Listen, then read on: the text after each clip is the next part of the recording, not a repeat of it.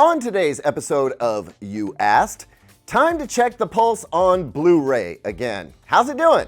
Not dead yet, but how much longer have they got? And what has that got to do with the sad state of affairs with Blu-ray players?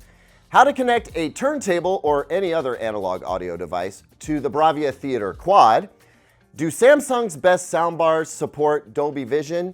And why no AV receiver reviews around here?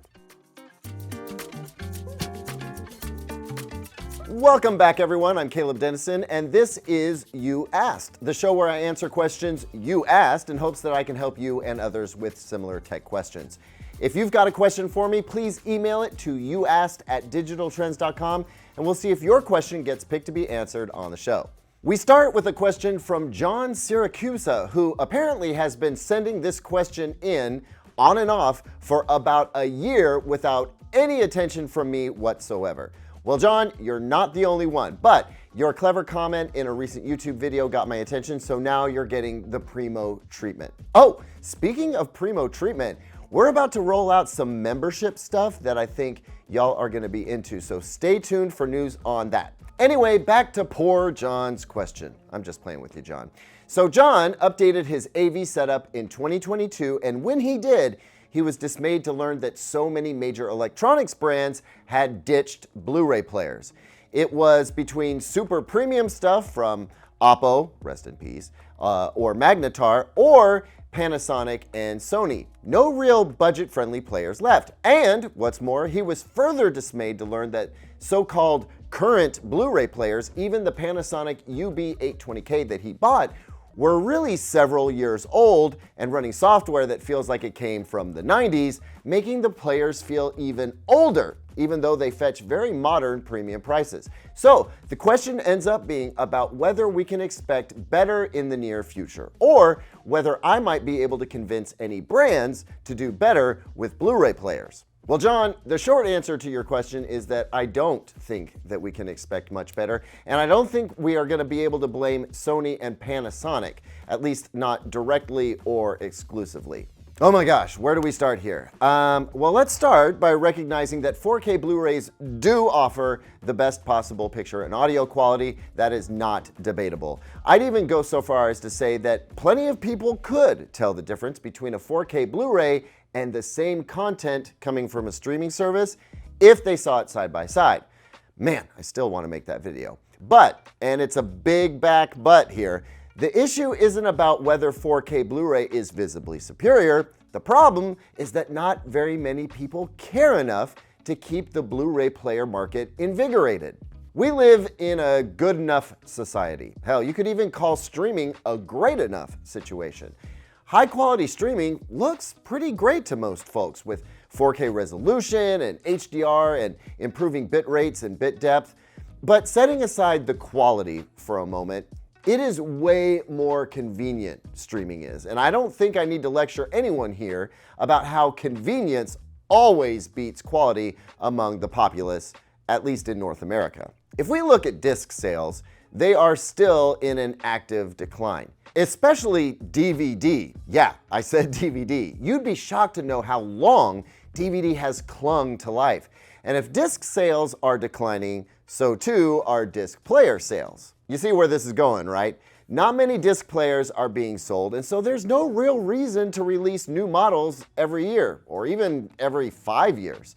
So long as it can handle the video and audio codecs on the discs, it's good, right? I mean, the software part, the part you interact with, that's being run by a chip that is so not powerful. Gosh, I'm trying to think of a modern day equivalent. Let me put it this way. There are now smart microwaves with more powerful chips in them. Those chips can't run a very modernized UI, even if someone wanted to make one. Manufacturers would need to turn to a more powerful chipset that would have to work with the player. Now, this doesn't sound super complicated to me, but the manufacturers that make players, they'd have to care enough. And then they'd have to place an order big enough for these new parts so they didn't cost an arm and a leg. And then they are on the hook for selling a bunch of premium players that will probably collect dust because of declining player sales. That's all a very pragmatic and kind way of saying that we just don't matter enough. those of us who dig Blu-ray discs. Money talks, sure, but there aren't enough of us waiting to open our pocketbooks for a fancy new disc player. Not enough to move markets, anyway. I mean, it's tough being an enthusiast. I feel that every single day. Praveen from India writes in that he'd like to connect his turntable to his Sony Bravia Theater Quad, noting the challenge is that the Theater Quad only accepts HDMI. Hey Praveen, so you're going to need at least one box to do this, but for anyone else thinking of doing the same, you may need two boxes. Praveen has the Audio-Technica LP60X, which happens to have a built-in phono preamp. But if your turntable doesn't have a built-in phono preamp, you're going to need to get one. Then you're going to need an analog to digital converter box that takes analog audio, digitizes it, and spits it out via HDMI. Now, I'm including a link to just such a device down in the description, and here it is. This thing is only $9 US, which sounds great, but my concern is that it won't actually sound great. In the interest of time, I need to move on here, but I did want to show you that you need to get an analog to digital converter. Takes an analog audio or video signal and converts it to digital for HDMI output.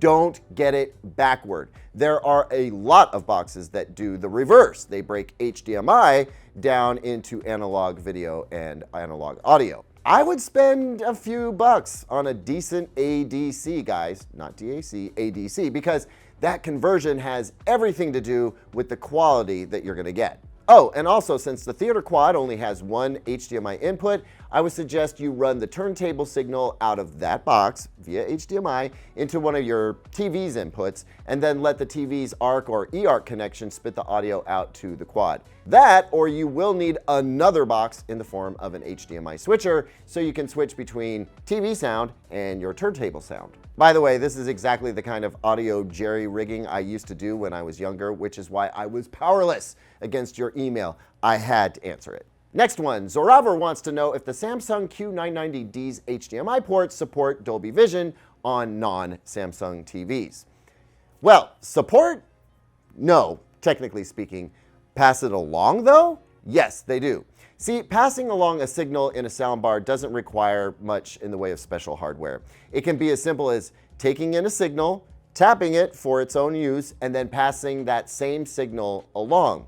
What Samsung won't support is processing that Dolby Vision signal once it has arrived at its destination. In this case, Dolby Vision, that's a TV, and Samsung TVs don't support Dolby Vision processing. So the Q990D will pass along a signal with Dolby Vision in it, but that's all it does. It just passes it right along to the next thing to deal with.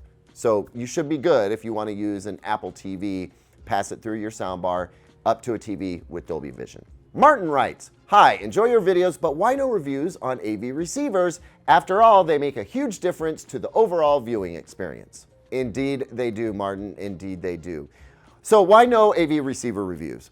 Well, I used to do them, but I started leaning into TVs at some point, and to a smaller degree soundbars and super popular headphones because those products tend to get the most views, and at least part of my job is to pull in revenue from YouTube. Popular videos make more YouTube revenue.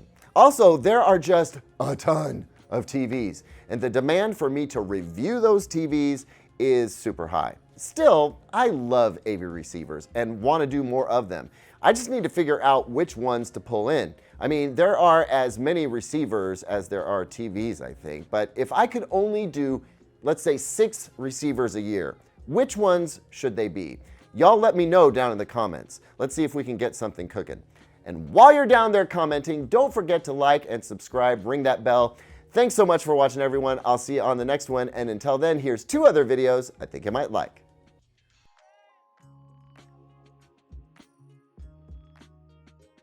Back to poor John's question. I'm just playing with you, John.